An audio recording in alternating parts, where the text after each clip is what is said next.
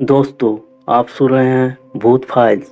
और अगर आपके पास भी कोई ऐसा डरावना अनुभव है तो आप हमें नीचे दिए गए ईमेल आईडी के माध्यम से भेज सकते हैं या फिर हमारे इंस्टाग्राम पेज भूत फाइल्स पर भी भेज सकते हैं। हम आपके भेजे हुए अनुभव और घटना को इस चैनल के माध्यम से सबको सुनाते हैं। तो चलिए सुनते हैं आज की एक सच्ची और डरा देने वाली भूतिया घटना। ये घटना हमारे साथ शेयर की है सीताम कुमार ने चितरंजन मिहिजाम से। विजय झारखंड के एक छोटे से गांव का रहने वाला है और वो गांव के ही नज़दीक एक टाउन में मोटर रिपेयरिंग का काम किया करता था। उस मोटर रिपेयरिंग की दुकान में काम करते हुए उसे लंबा समय हो गया था। दुकान के मालिक विजय के काम से काफ़ी खुश थे क्योंकि उसने बहुत ही कम समय में काफ़ी कुछ काम सीख लिया था।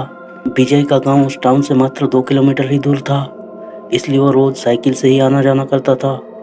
सुबह 10 बजे वो अपने काम पे जाता और शाम 6 बजे घर आ जाता।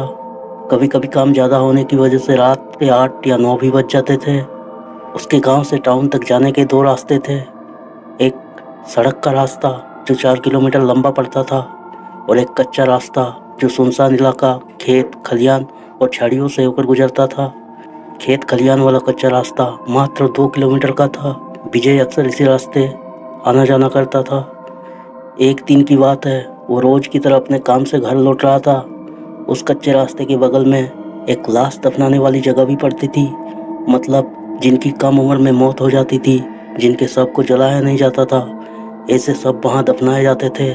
विजय रोज की तरह इसी रास्ते से होकर घर आ रहा था। शाम का वक्त हो चला था, सूरज भी ढल रहा था और हल्का हल्का अंधेरा छा रहा था। विजय किसी से फ़ोन पर बात कर रहा था, इसलिए अपनी साइकिल से उतरकर साइकिल के साथ चल रहा था।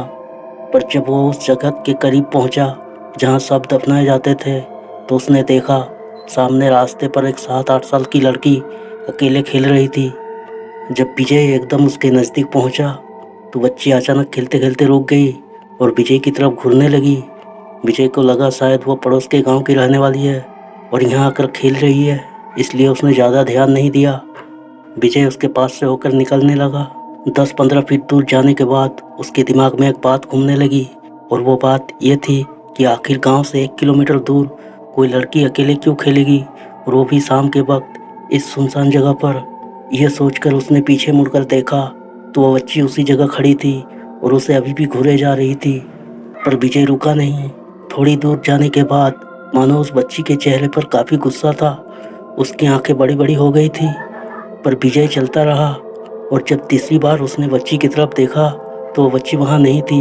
यह देखकर विजय काफ़ी डर गया और साइकिल पर बैठकर साइकिल चलाने लगा। पर जब वो साइकिल चला रहा था तो उसे ऐसा लग रहा था मानो कोई उसके पीछे पीछे आ रहा है। पर जब उसने पीछे मुड़कर देखा तो वहाँ कोई भी नहीं था। तभी विजय ने एक चीज़ नोटिस की कि साइकिल आज कुछ ज़्यादा ही भारी लग रही थी, जबकि उसके पास कोई सामान भी नहीं था। वो अपनी साइकिल की रफ्तार बढ़ाता गया और सीधे घर जाकर ही रुका। तब तक काफ़ी अंधेरा हो चुका था। घर में ये बात उसने किसी को नहीं बताई। अगले दिन विजय उसी रास्ते से आना जाना किया, मगर वो बच्ची दिखाई नहीं दी। 1 सप्ताह बीत जाने के बाद एक रात जब विजय अपने कमरे में सो रहा था तब उसे लगा कि उसका पैर कोई खींच रहा है। जब अचानक उठा तब उसने देखा कि कमरे से कोई चीज़ बहुत तेज़ी से बाहर भागी, जबकि दरवाज़ा बंद था। उसने इसे सपना समझा और फिर से सो गया। उसके साथ उसका छोटा भाई भी सो रहा था और एक छोटा भतीजा भी था जो उसी बिस्तर पर सो रहे थे। अगली रात जब वो लोग सो रहे थे, आधी रात को उसके भतीजे की चीख सुनाई दी। दोनों भाई जाग गए। पूछने पर उसने बताया, चाचू, कोई मेरे पैर को खींच रहा था और वो बिस्तर से अचानक नीचे चला गया। विजय और उसके भाई ने बिस्तर के नीचे झांक कर देखा तो वहाँ कोई नहीं था। दोनों ने कहा, सो जाओ छोटू, तुमने कोई सपना देखा होगा। पर वो जिद पर अड़ा हुआ था कि उसने एक बच्चे को कमरे में देखा है। फिर वो लोग सो गए। कुछ दिन बाद रात के 11 बजे के आसपास जब सब सो रहे थे तो अचानक उनका कंबल जो सबने ओढ़ रखा था किसी ने खींचकर काफ़ी दूर फेंक दिया। यह देखकर विजय घबरा गया। इस बार उसे लगा कि उनके साथ कुछ तो हो रहा है। फिर वह किसी तरह दोबारा सो गया। रात के 2 बजे के करीब किसी ने विजय के छोटे भाई का पैर पकड़कर खींचना शुरू कर दिया। वो घबरा कर जाग गया और देखा कि एक अजीब सी दिखने वाली बच्ची उसका पैर खींच रही थी। यह देखकर जब वो चिल्लाने लगा तो विजय भी जाग गया। विजय के जागते ही वो बच्ची हवा में तेजी से जाकर बिस्तर के नीचे चली गई। विजय ने भी इस बार उसे बिस्तर के नीचे जाते हुए देखा।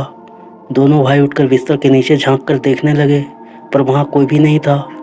दोनों की आवाज़ सुनकर उसका छोटा भतीजा भी जाग चुका था। जब उसने ये सब सुना तो वह उस कमरे से भागकर अपने मम्मी पापा के रूम में चला गया। विजय और उसके भाई को अब उस कमरे में सोने में डर लग रहा था, पर यह बात उन दोनों ने घर में किसी को नहीं बताई।